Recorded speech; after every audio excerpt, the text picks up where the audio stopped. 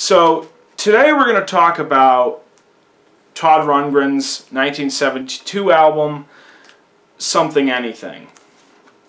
I think this is usually considered his peak, is certainly his critical peak. For whatever reason, the critics of the day loved this album and did not love most of his subsequent works. I think generally this is considered the pinnacle of his entire career. This is the peak. I don't really necessarily agree with that. I think in a lot of ways this is, rather than this being the peak, I think this is actually the start of the mountain. You know, I think this is the foothills. This is the beginning of the climb into more ambitious things and possibly better things, depending on your outlook on it. The critics of the day certainly didn't think so. Rundgren had been around for a while by the time this album was released. He'd first really hit the scene in, I think, 1968 with a band called the Nazz out of Philadelphia. Essentially, the Nazz were a weird band. Think an American late 60s garage band playing British mid to late 60s music, so very influenced by The Who, very influenced by the Yardbirds, Hendrix, etc. But they were in many respects a very limited band, and Todd was the main songwriter for them. He wasn't the singer, interestingly, but he was the main songwriter. And I think he left the band, although I'm not entirely clear on this. I think because his musical visions didn't really match up with the rest of the Nazz. I suspect that Todd wanted to do Laura Nyro and, or Nero, I'm not really sure how you pronounce her last name, and Carole King type stuff, whereas the rest of the band wanted to pretty much do the kind of music that they had been doing before. And the Nazz are a shockingly obscure band, considering that someone as big as Todd Rundgren became, primarily during this era, came out of them, and considering that one of his best known songs is actually a remake of a song by the Nazz, which we'll get to later on this album. But after he left the Nazz, he did two quasi-solo albums with a project called Runt.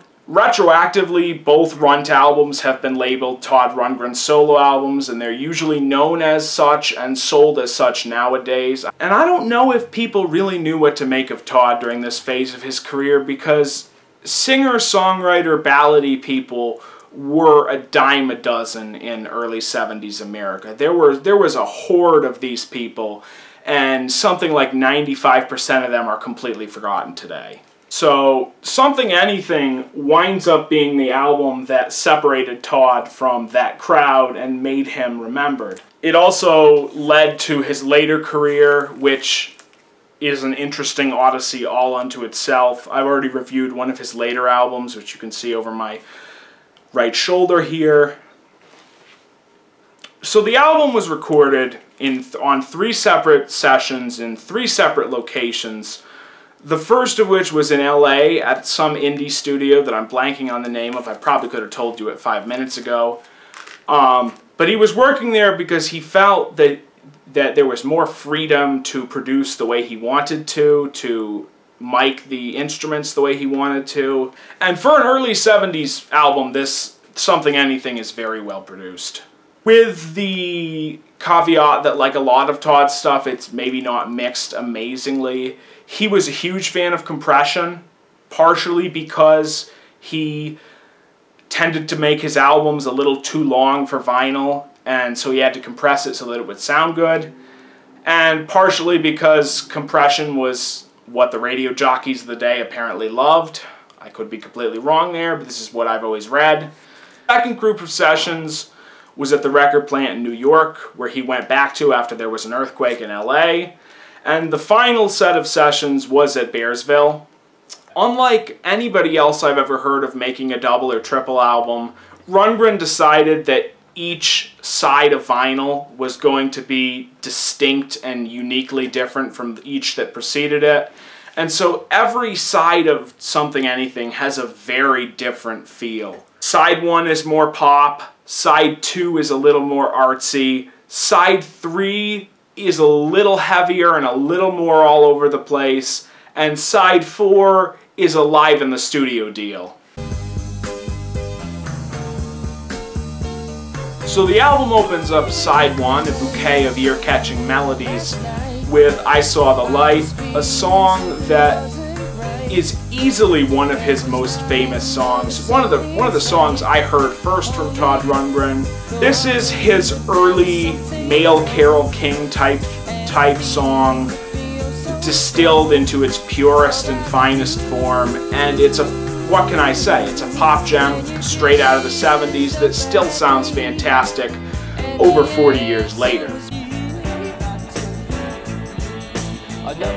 It Wouldn't Have Made Any Difference is likewise also fantastic. When I initially got this album 2 or 3 years ago, this was one of the only songs on the album that wasn't a hit that I liked. For whatever reason, when I first got this album, I kind of ignored it and jumped straight to A Wizard, a True Star.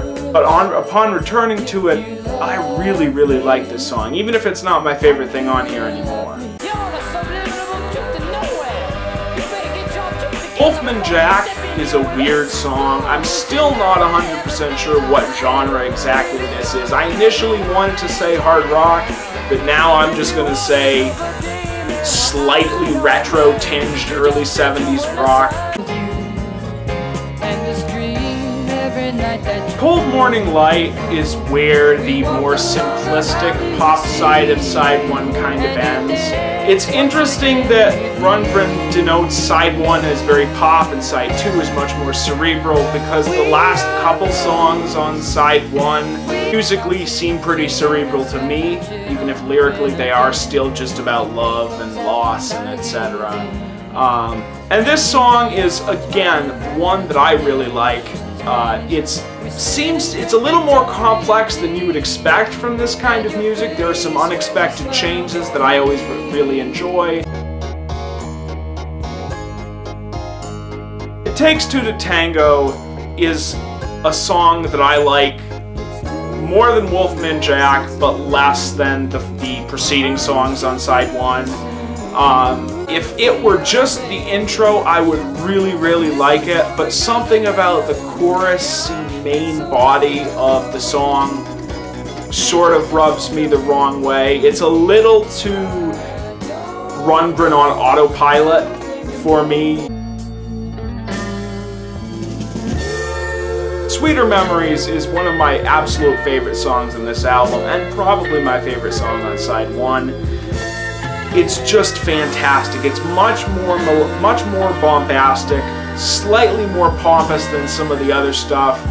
And I mean those phrases in the nicest way possible. It's just that there's a drama to the melodies and the progressions of this song that is missing from a lot of the other stuff on here. And it feels less insubstantial and less poppy. And despite the fact that this is on the quote-unquote pop side, I've always felt musically this is more one with the second side of the album. Be play with any record, including this one. You can play side 2, or the cerebral side, begins with the intro, which is sometimes lumped in with Breathless, which is essentially just Todd talking about various production techniques, identifying various noises that you would hear on old vinyl records, and describing a game that you can play with any record you own. This leads directly into Breathless, probably my other favorite song on the album. Really good instrumental. I especially like the opening and closing sections, have some fantastic synth work. The midsection I'm not as big a fan of because it's a bluesy jam, more reminiscent of the beginning and end sections or of Birthday Carol or some of the other stuff on Runt. The Night the Carousel Burned Down is a stately ballad that signals the Beach Boys' influence on this album, as it sounds a lot like something Brian Wilson would have written around 66, 67 during the Smile sessions. It's maybe a little too long, but other than that I have no complaints. This track in particular, Saving Grace, despite being a fantastic song, one of my favorites on the album, is very much a straightforward pop song. The only cerebral thing about this is that the lyrics aren't your standard boy-girl romantic subject that basically every pop song of the era was about. Marlene is essentially just a really good ballad, very slow-paced, but with some nice synth work and some wonderful vocal harmonies that keep you from getting bored.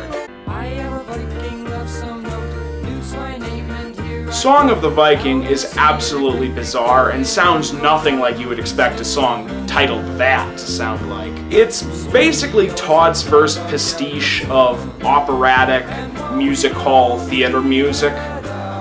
He would do this several more times over the next several years. Think an LP's worth of tunes off of the Todd album from '74, or the Magic Dragon Theater from the Utopia's Raw album. I Went to the Mirror is basically very stoned, low-key sounding blues that doesn't really go anywhere but has some interesting bits. It picks up a lot just as the song is ending, but overall it's a very strange way to close out the first disc of this album.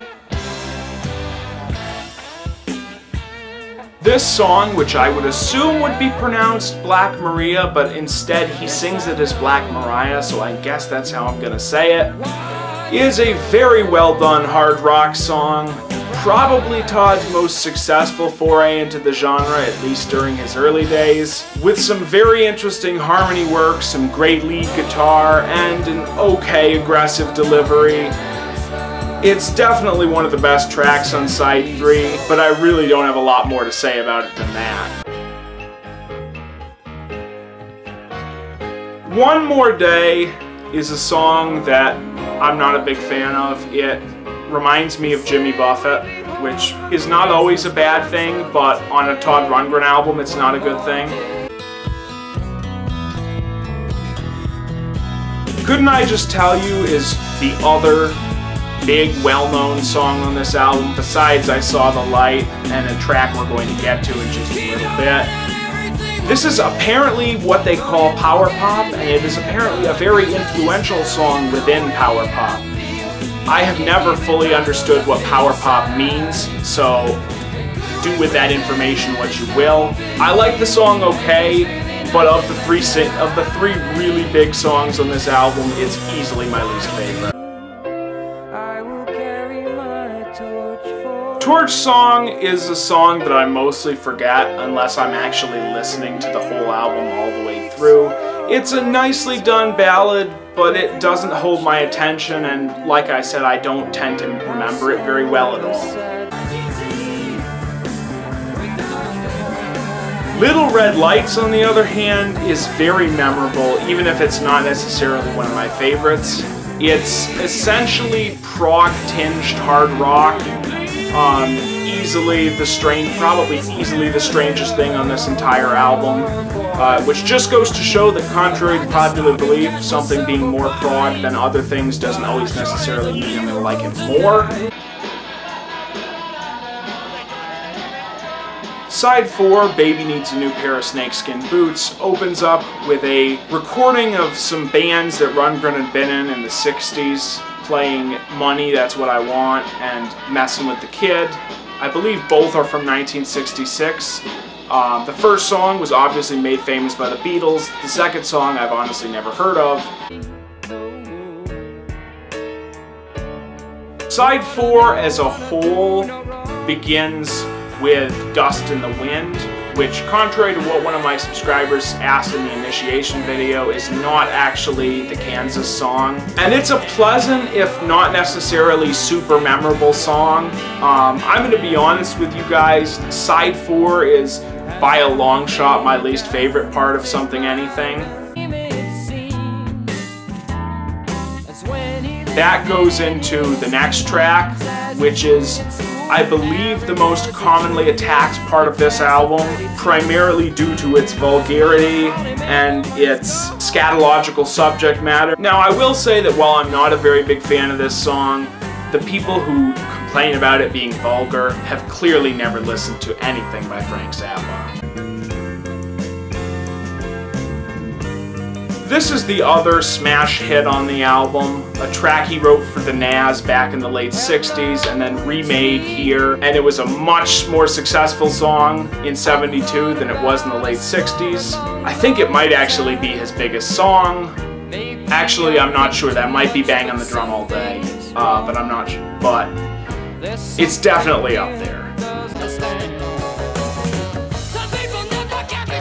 And then Some Folks Is Even Whiter Than Me is very entertaining and comedic. I've always liked that Rundgren clearly has a sense of humor, which is something I felt that a lot of people in this time period in rock music, especially singer-songwriters, lacked.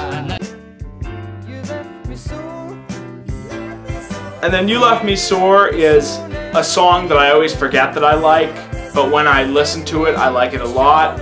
And of course, the title is a wonderful pun on STDs.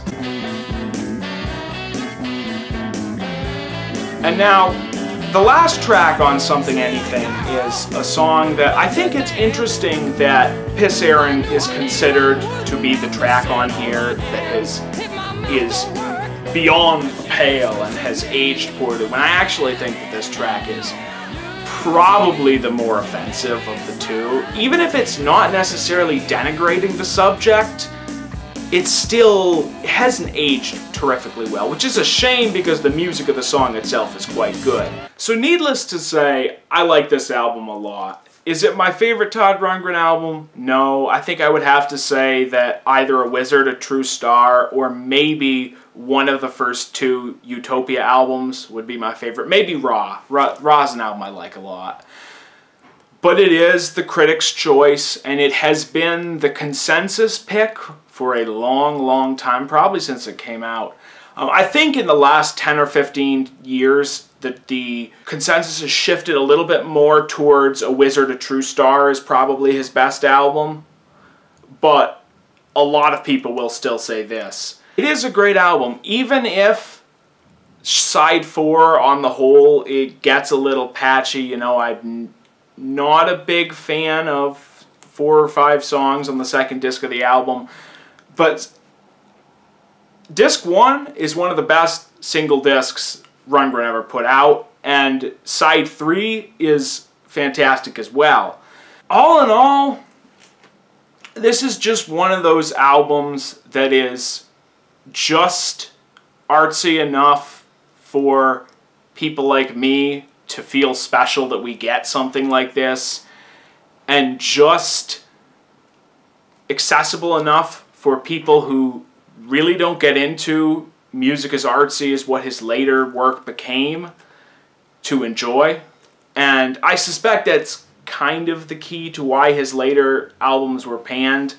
I think an album like this and albums like the two Runt albums, I think in some ways unwittingly pandered to the sensibilities and the sense of superiority of the rock critics in America of the time.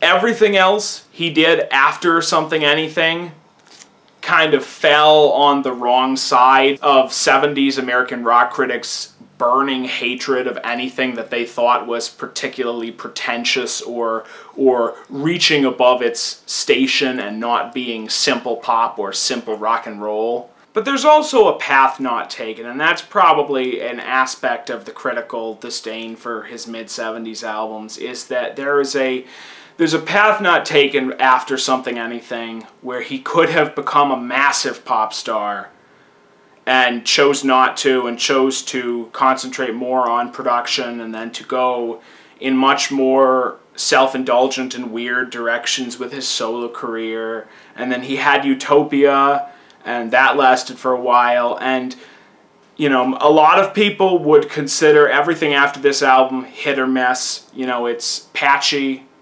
You never know what you're going to get with an album. But for me, the run from Something Anything to Healing is probably, including the Utopia albums released concurrently, are probably his best years. You know, even with the pretension and the overindulgence and the bloatedness of a lot of those albums, I just find them fascinating. And this album is massively important in a lot of ways, not so much because of what it is, but because it is the stepping stone into that. Both artistically for him and as the first album a new listener will probably go to with this artist.